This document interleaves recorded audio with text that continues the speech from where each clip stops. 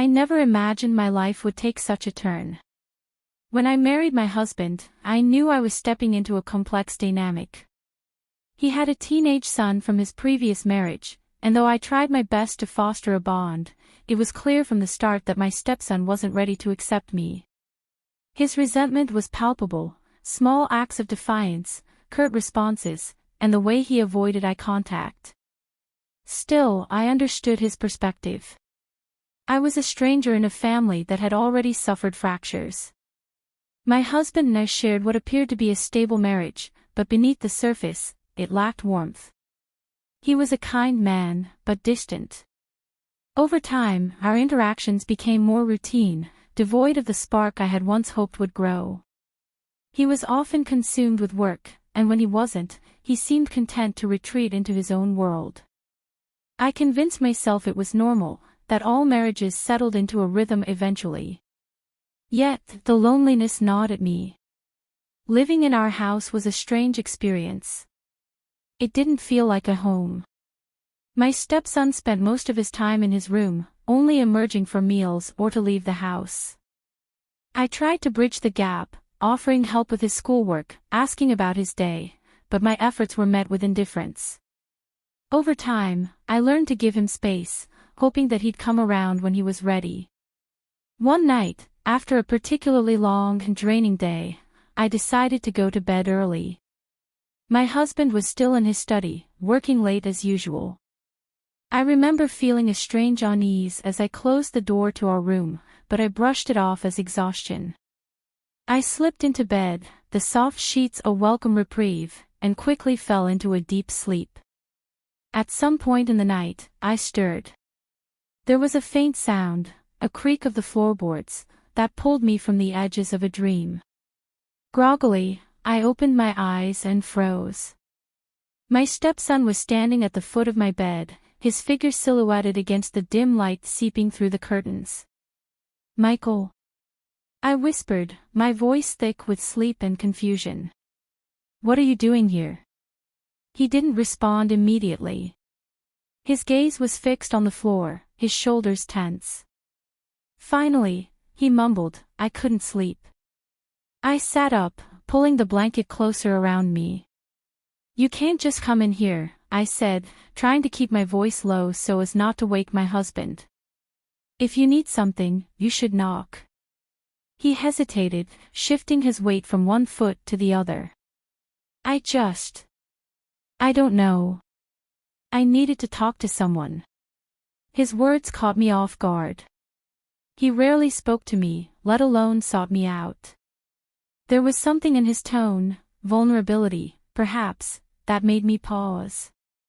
Still, the situation was inappropriate. "Michael, this isn't the time or place. Go back to bed, and we can talk in the morning." For a moment, he seemed reluctant to leave, but then he nodded and turned to go. As the door clicked shut behind him, I sat in the darkness, my heart racing. Something about the encounter unsettled me, though I couldn't quite put my finger on why. I lay awake for hours, my mind replaying the scene over and over, a knot of unease forming in my chest. I woke up the next morning with the memory of the night before weighing heavily on my mind. Michael's presence in my room wasn't something I could easily shake off.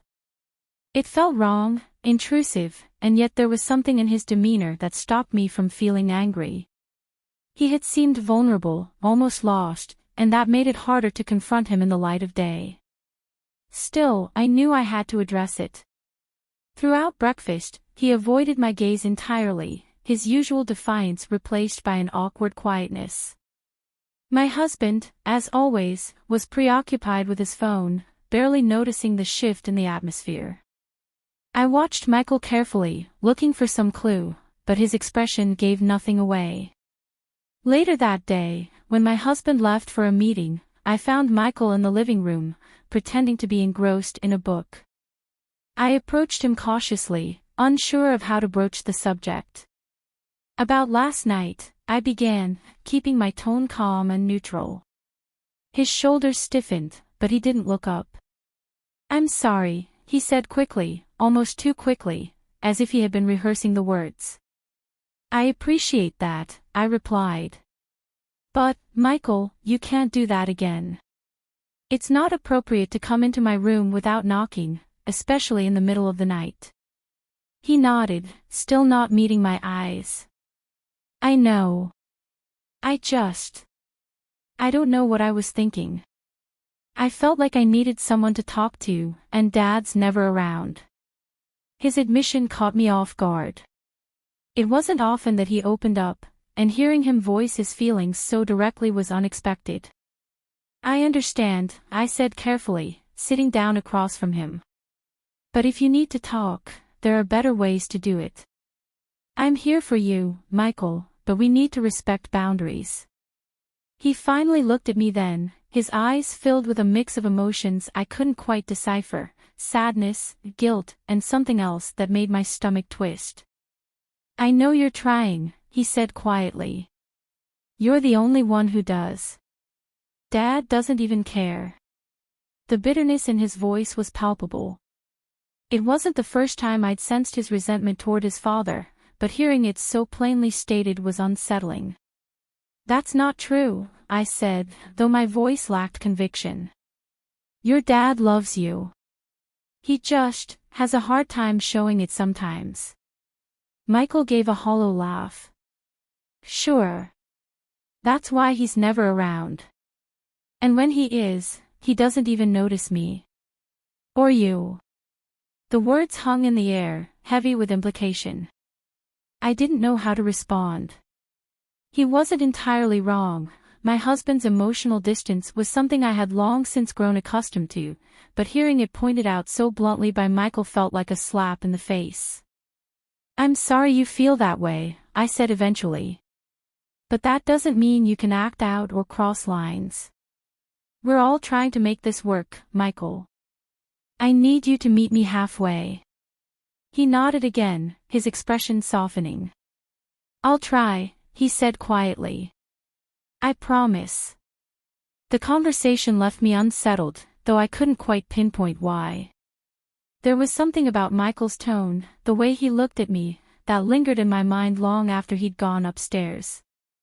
For the rest of the day, I found myself distracted, replaying our interaction in my head. That night, as I lay in bed, I couldn't shake the feeling that something had shifted between us. His apology had seemed sincere, but there was an undercurrent of something else, something I didn't want to acknowledge but couldn't entirely ignore. I tried to convince myself that I was overthinking, that Michael's actions were simply those of a confused young man navigating a difficult family dynamic. But deep down, I knew it wasn't that simple. In the days that followed, Michael's behavior changed in ways that were hard to ignore.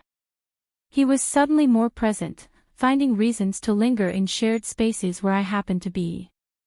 He started volunteering to help with small tasks, offering to carry groceries or clean up after meals. On the surface, it seemed like he was trying to make amends for his earlier actions, but there was an intensity to his attention that made me uneasy. It wasn't just his actions, it was the way he looked at me. His gaze lingered a moment too long, his eyes filled with something I couldn't quite place but instinctively knew was wrong. At first, I told myself I was imagining it. I was overanalyzing, letting the events of that night color my perception. But as the days passed, it became harder to ignore.